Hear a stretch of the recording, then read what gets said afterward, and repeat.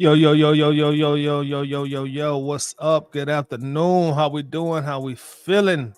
Happy Friday. Happy Friday. Happy Friday.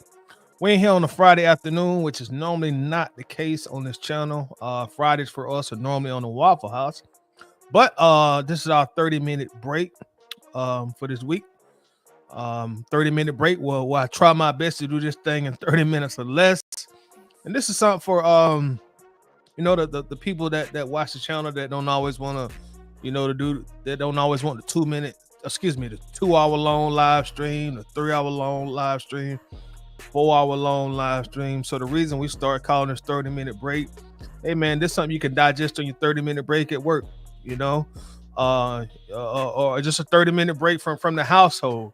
Just some quick Falcons content that is more on the shorter side in terms of length for live stream. So welcome in, my friends. As you do come in, make sure to hit that like button for your dog, please. I definitely do appreciate it. Help us jump out there in the algorithm. What's happening? Talk to me. What's going on? What's going on? The weekend is here. We are here. Got a Tampa Bay Bucks this Sunday, right? Sunday, 1:00 in Tampa. Shout out to Tampa. Us coming off the loss to the Seahawks, of course, which is easily the worst game that we have played so far this year. So with that said, the Falcons really need to bounce back this week, and get the show back on the road. It was an ugly loss against the Seahawks, and the reason why I captioned this, Atlanta Falcons, where your heart's at, because this Tampa game, I think it's going to be a very pivotal game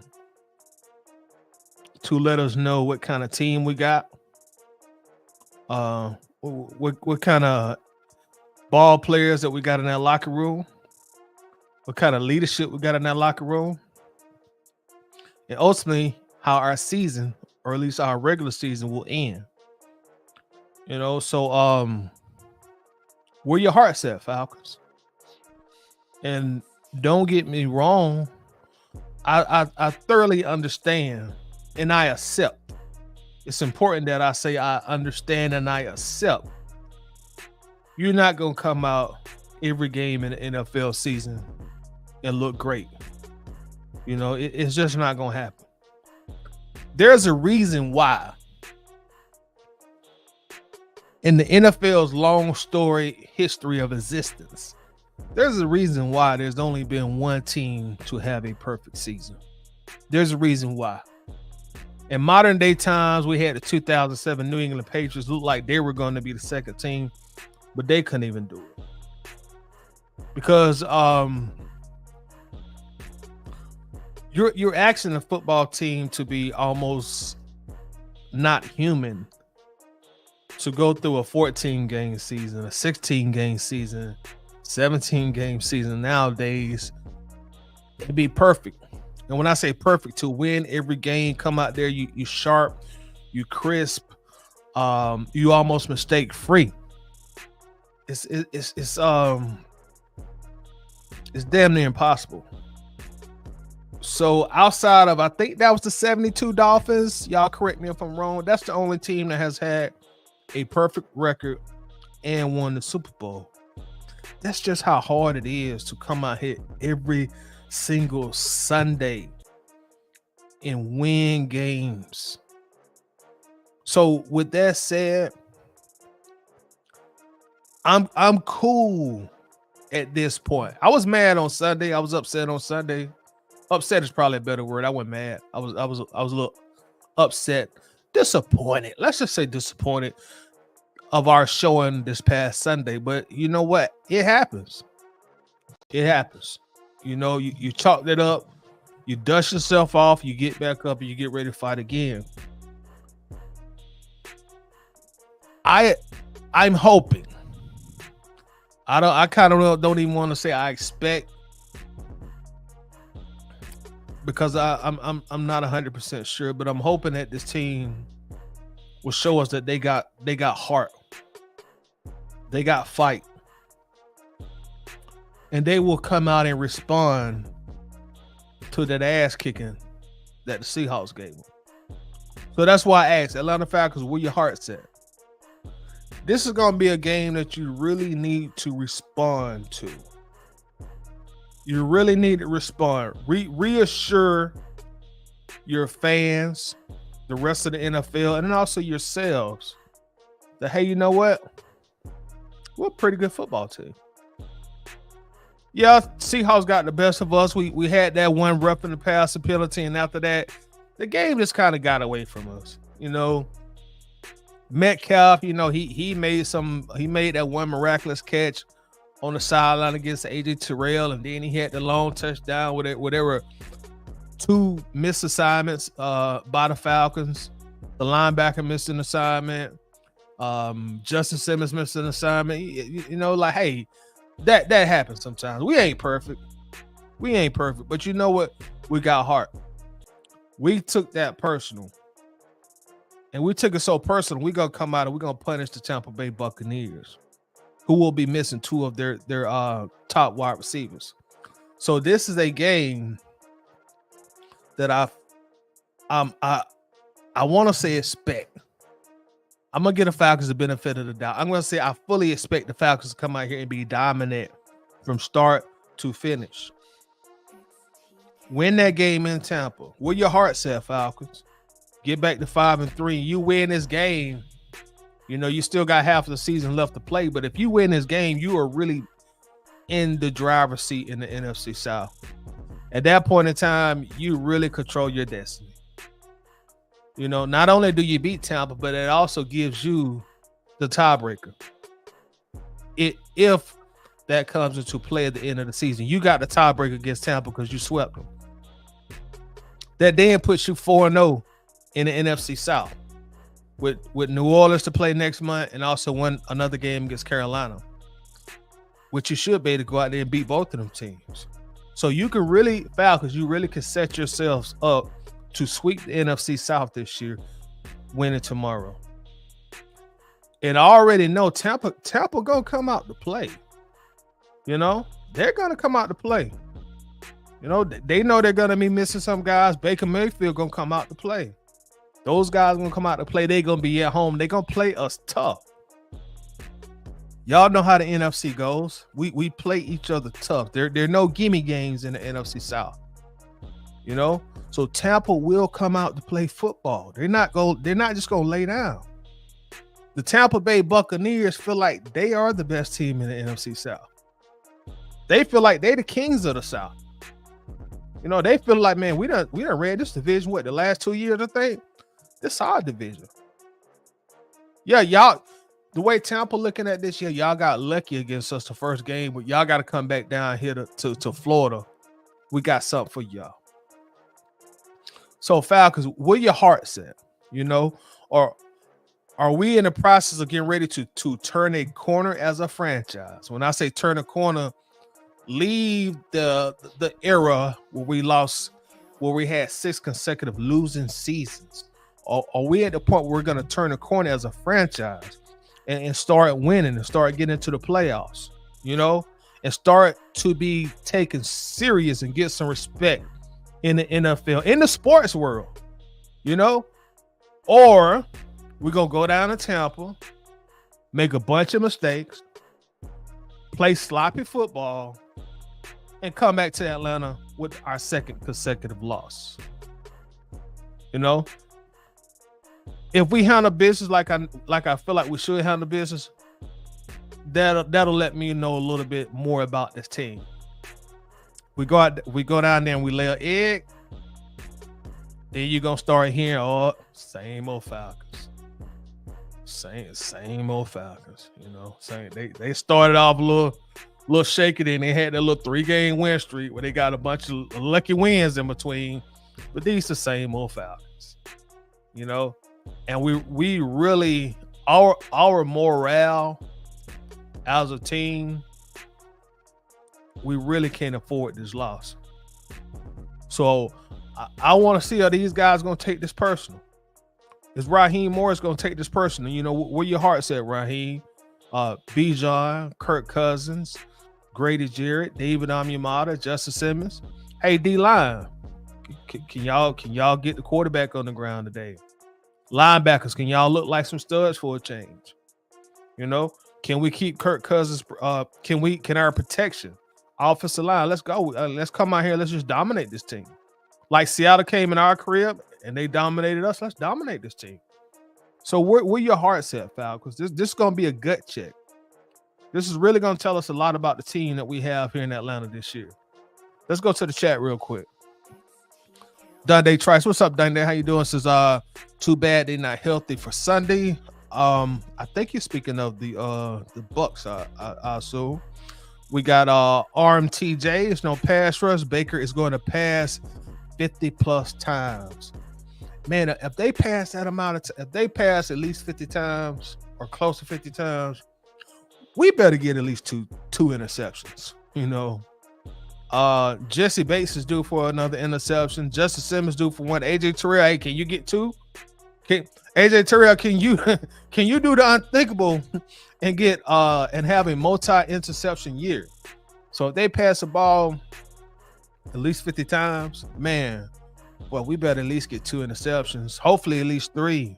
But if they pass it 50 times, we better at least get two interceptions. And also another thing, RMTJs, when you say no pass rush, if that quarterback step back to pass 50 times, I expect 4 sacks.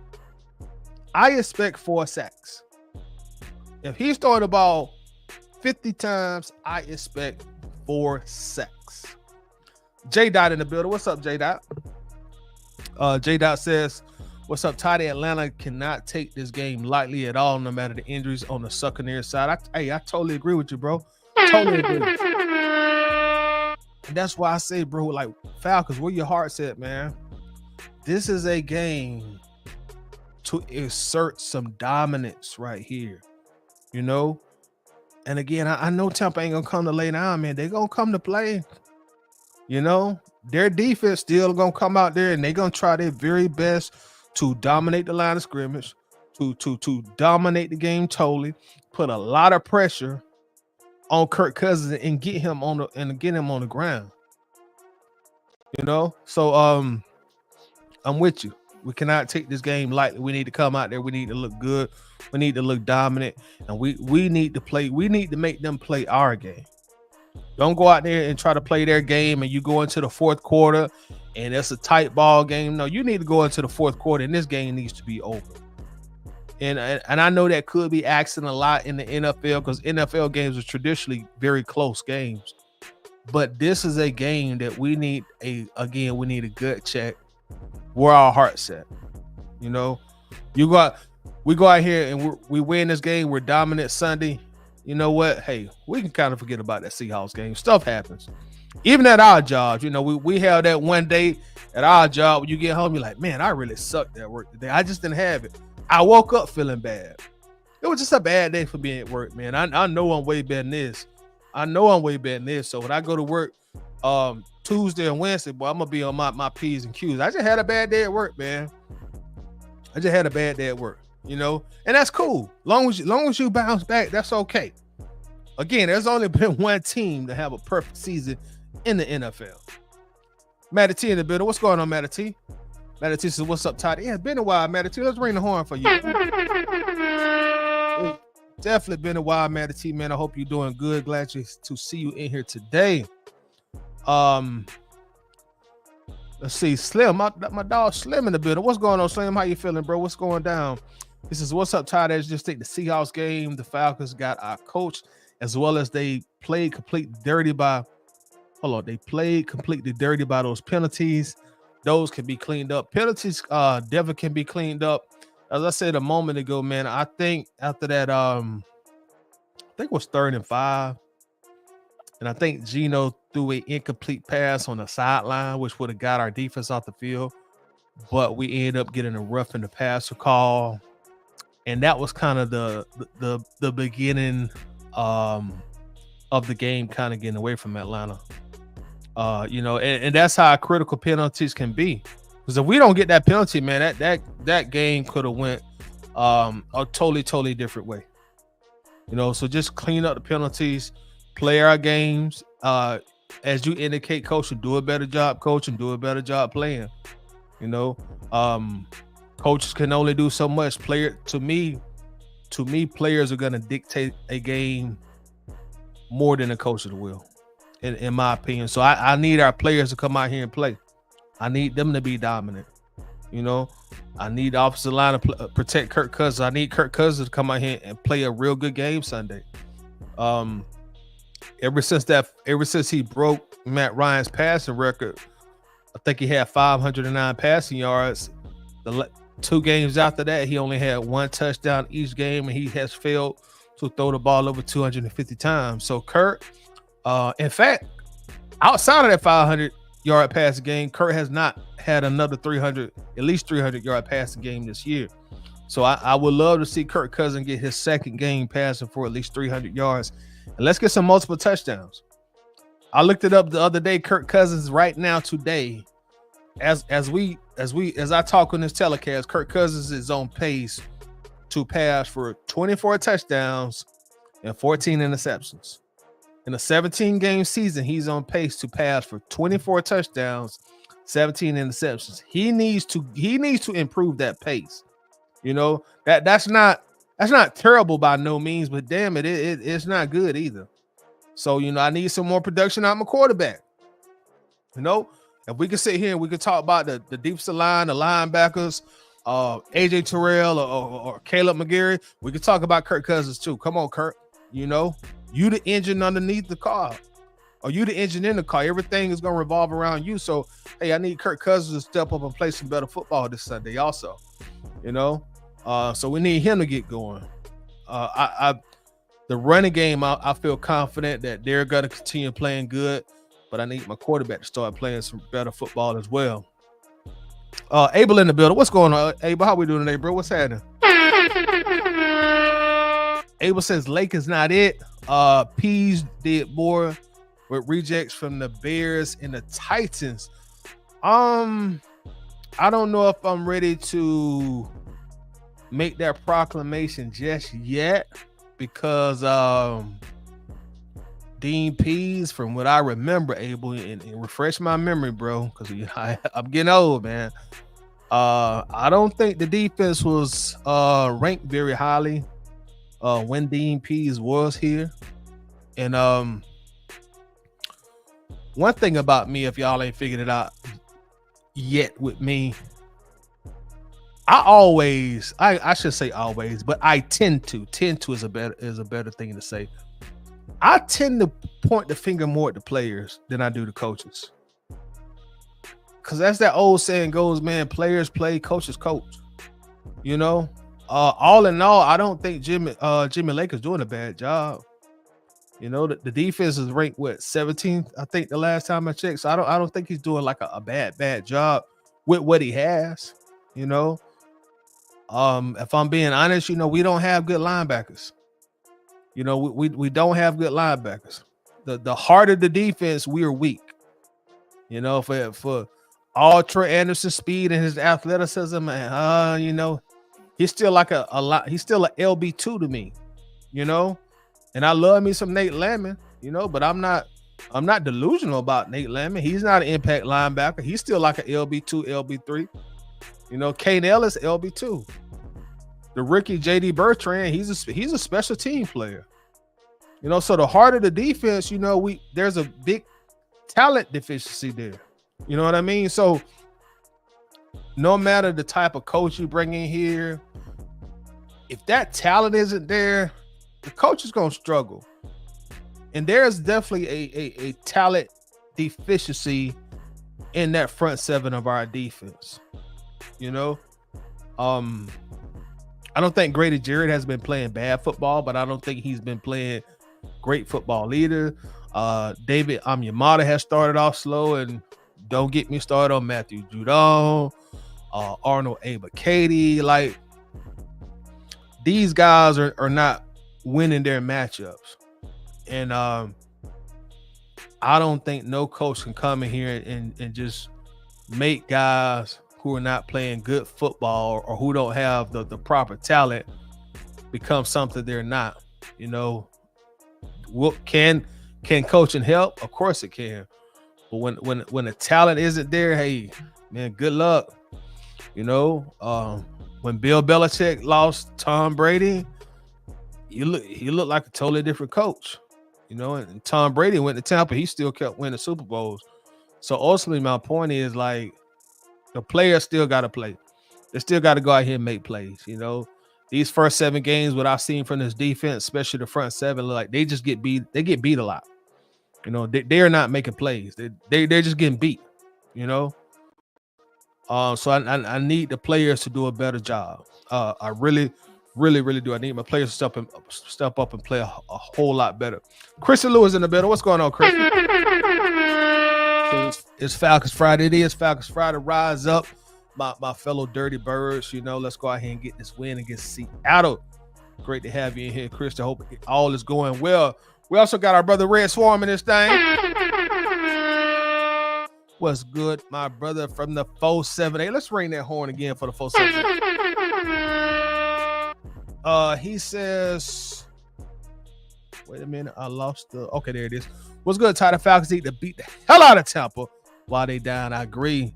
We could legitimately sweep the division. Yes, and that's a Swarm. That's exactly my mentality, man. Let's sweep this division. Let's go 6-0. Let's don't give nobody no chance. Go ahead and beat Tampa. They out of here. Play New Orleans in a few weeks. Go ahead and put them out their misery. New Orleans is ready to get put out their misery anyway. All they fans talking about LSU football now. You know what I'm saying? Them baghead ain't they ain't talking about no Saints football. They done all of a sudden jumped to LSU. All my Saints homeboys. I got a lot of friends who are Saints fans, and we, y'all know how it goes. We love talking shit to each other, but they already talking about LSU. They already talking about, man, we could beat Georgia, bro. We could beat the Bulldogs. I'm like, bro, what about the Saints? Oh man, it's this. Oh man, we Dennis Allen. So they've already given up. So don't give them baghead bastards any lifeline. Go to New Orleans and crush their ass in front of their home field and sweep their asses too. And we ain't got to talk about Carolina. Carolina going through their own thing. They still trying to finish their rebuild. They may have to rebuild. They rebuild. So there's no reason to lose to Carolina.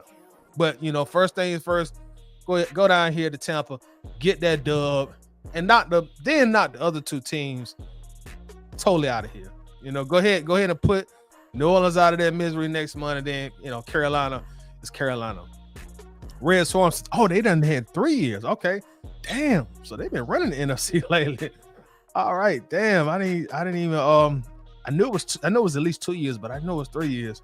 Jeremy Dupree in the middle. What's going on, Jeremy? Says they're gonna try to run the ball down their throat. Yeah, they are.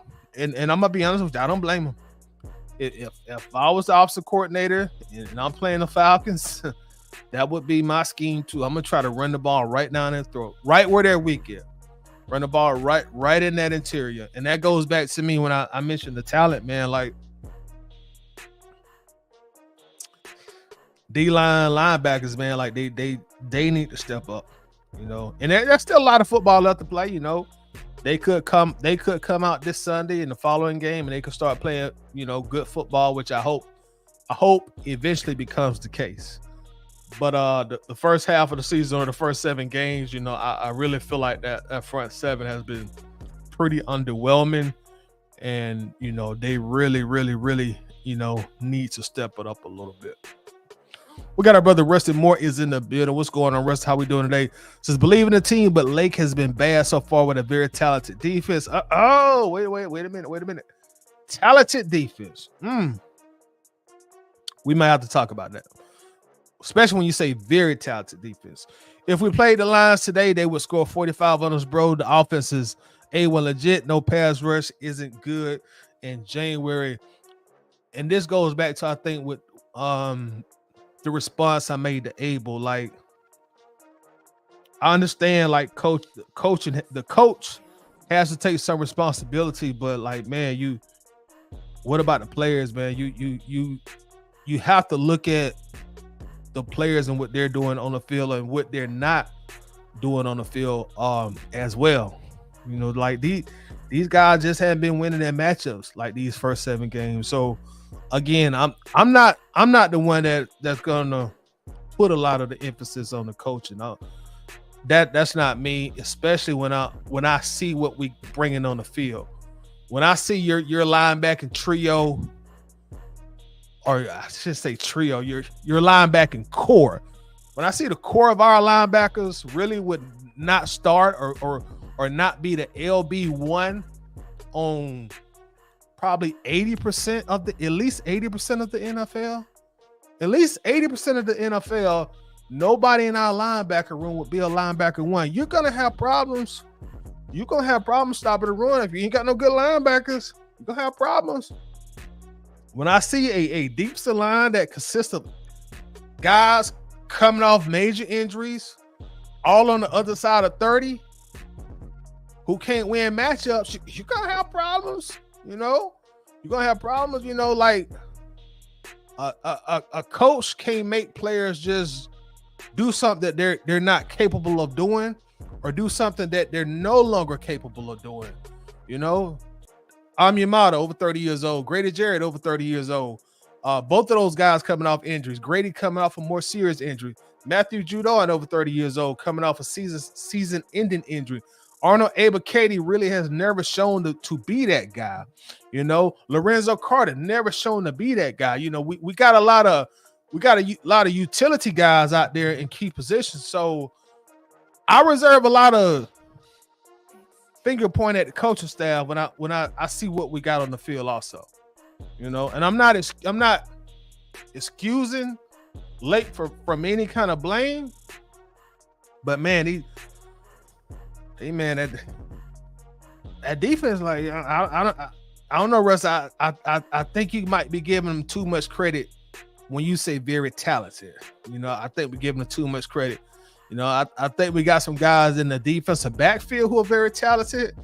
Justin Simmons, even though he's been a little bit slow so far, Jesse Bates, but as a whole, Troy Anderson, Caden Ellis, Nate Lamon, JD Bertrand, they're not going to keep not one offensive coordinator up late at night. You see that linebacker core on your schedule, this first thing you doing as an offensive coordinator. That Birdman hand roller. Yeah, dog, boy, we about to get to it against Steve Falcons. So and also that's another reason, y'all, like I had been coming online pushing, making a major trade, because I see these glaring issues in the defense as far as the personnel goes. I see that we still got key positions that we need to continue to build. So that's why I haven't been a major proponent of doing a major trade, which I normally would be. But I just see what we have on this field, man. Christian Lewis said that's fair. Baker throws 50, then they won't be sacking enough. They get those 4 sacks just right earlier. Baker won't be throwing 50 times exactly. You stepping back 50 times, man. You got to make him pay for that. He's stepping back to throw the ball 50 times. We got to make him pay, and we have to make their team pay for that also as well. T. Terry in the building. What's up, T. Terry? Says, hey, Tyler, AJ can't catch a balloon. Did see that ball in the air for the TD on him. If you're talking about the TD with Metcalf, and I'm not trying to defend AJ, but that one really wasn't his fault. When they threw, like you mentioned, balloon, when they threw, looked like he punted the ball and he just waited for Metcalf to catch it. Now that one was on AJ, because I don't know what AJ was doing, why he didn't step in front of that ball and at least bat it down. I don't know. Christensen Baker would be scared if we had the pre-injury graded back. Yeah, I do agree about that. I definitely agree about that. A guy at Grady's age and his size, it's tough battling back, from those type of soft injury tissues. It's real tough. And I think Grady played a lot better the Seahawks game, even though we lost. And hopefully he'll continue to play better football. And I need David Onyemata to play better football too, because Onyemata looked better last year, and so far this year, he's had kind of a slow start as well. Keith No Sweat in the building. What's up, Keith? Says he'll be back next year. Daniel Berry Sports Highlights is happy Friday, everyone. Happy Friday to you, Daniel. Appreciate you coming through, showing some love. Definitely do appreciate that. Let's see, y'all. I'm already over the 30-minute mark, and it's 30-minute break, so I'm gonna go ahead and wrap this up real quick. Just do some more quick shout outs. ATL Joy the Faithful in the building. What's going on there, player? Since I hit the like off the rip, appreciate that, man. Y'all make sure to check out ATL Joy the Faithful on YouTube. If you're not already subscribed to his channel, make sure that you do subscribe. Puts out excellent Falcons content. Great to see you here today, my brother. We got our dog Keely in the building. Says both things can be true. Defense is trash due to the lack of talent, and Lakers not optimizing the talent he currently has. Okay, I can blow the horn for that one. I can go for that. I guess my stalling point is I'm just seeing a narrative being built by many people in the fan base that are blaming Lake, that are blaming Raheem. And when I watch this team defensively, I'm not seeing any studs on this defense, you know. And I think my counterpoints be like, okay, you know, I get it. Lake could do better, but like people not even talking about the players. You know, again, I don't want to keep throwing our linebackers under the bus, but if anybody really thinks that those are some good linebackers that we got in the linebacker room, I'm sorry to inform you, my friend, they're not. you talking about guys who would be like third string on like good defensive teams, special teamers on good. JD Bertrand is not getting no real reps on a good defensive team. A great defensive team, JD Bertrand is going to be punt team, punt return team, kickoff team, if he's even on the roster. That's not saying nothing about JD Bertrand as a player. He's a rookie. You know, he needs to develop a little bit. You know, he went drafted high, but he gets, you know, snaps on the Falcons. You know, and I love me some Nate Landman, bro, but a lot of these top defensive teams, Nate Landman ain't gonna start. Troy Anderson damn sure not gonna be starting. So I get defensive when I see the coaching staff continually get blamed. And we see here, and we're watching a guy like Matthew Judon come out here, and he ain't gave us nothing. So Keely, it do aggravate me at times. So that's why I do tend to defend the coaching staff, because I see what we do got out here on defense. A few more comments and I'm gonna get out here, y'all, because again, this 30-minute break, so I've been trying my best to keep this right around 30 minutes. Keith Don't Sweat says we first place in the South. Hey, let's increase that lead also, bro. Let's go out here and handle our business against Tampa. Rusty says he is not calling the games to the personnel he has. We have one of, if not the best secondaries in the league. You don't drop them back 15 yards, coverage every play. Jimmy has been calling bad stuff. I don't even know if we have one of the best secondaries in the league. I'm not sure about that. You know, when I watched Justin Simmons fall on that fake to Metcalf, which really wasn't a fake, but he bid on it. When I watch something like that, I look at I ask myself, like, is that really one of the best safeties in the game? You know, is that really one of the best safeties in the game? And y'all know me. I'm probably AJ Terrell's biggest defender on the internet. But is AJ Terrell is he a top 10 cornerback? No. Top 15? Yeah, probably so. He probably fall more in the top 15 category. Jesse Bates had an outstanding year last year, you know, so if we still want to have him one of the best safeties, so okay, I can go for that. Our cornerback two, Mike Hughes, and you know those guys who play the other cornerback. I don't know if they're one of the best secondaries. I can't confidently say that, especially when none of these guys are getting any. They're not forcing any turnovers. I can't really say that. I cannot really confidently say that. Point Game official in the building. What's going on, Point Game? Y'all make sure to check out Point Game official also on YouTube as well. Just starting putting Falcons content on his page, and he does a fabulous job. So make sure that you do subscribe to his channel, show him some love. I'll say, he says the OC and the defensive coordinator try to make the players fit the scheme as opposed to scheming around the players. I agree on the linebackers though. I told you they're not starters on most teams. Oh yeah, I totally agree with you on that. I would never say they would be. You know, would they start on some teams? Yeah, but like on these great defensive teams, these guys are just depth pieces. They're just depth pieces. Linebackers the weakest unit. Yeah, we got to do something about the linebackers in the off season, unless they just come out of nowhere. Tay 6 in the middle. What's going on, Tay? The young gunner says young as a charge. Check it in. What's happening, Tay? I want to see us make a statement this Sunday. Myself as well, man. I definitely do as well. T. Terry says Morris is no coach like his mentor, Pittsburgh coach. It's talking about Mike Tomlin. Yeah, Mike Tomlin, you know, he's arguably like one of the better modern day coaches in the NFL. Alberto checking in. It's tied October, almost gone. The time is flying. Falcons $30, 21. Let's go. Let's get it. Jamar said you're doing Waffle House tonight. I'm glad you asked, man. My plans, I already got my thumbnail and everything for the Waffle House show tonight. My plan, all right, so this was up with the Waffle House tonight. Like I said, I got my thumbnail did. The plan, Jamar, is to do the Waffle House, but I'm gonna have my goddaughter tonight. She is coming over here tonight to chill, to stay the night with us tonight, possibly tomorrow night also. So this is the thing. If we can get her in the bed early, I'll come on and do the Waffle House. Normally, when she come over here on the weekend, she like to stay up 2, 3 in the morning as long as she can. If we can get her in the bed early, I'll come on and do the Waffle House. If not, then I'll probably push it to Saturday. But I'm gonna try to come do it. Like I said, I already got my thumbnail. I already got like the content I want to talk about. So I'm gonna try my best to do it if we can get her in the bed. Measy Edits is in the building. What's happening? Damn, I'm closer to 40 minutes, and it's supposed to be the 30-minute break. Hey, but hopefully I'll see y'all tonight on the Waffle House, man. Everybody that came in the chat, I do appreciate it, man.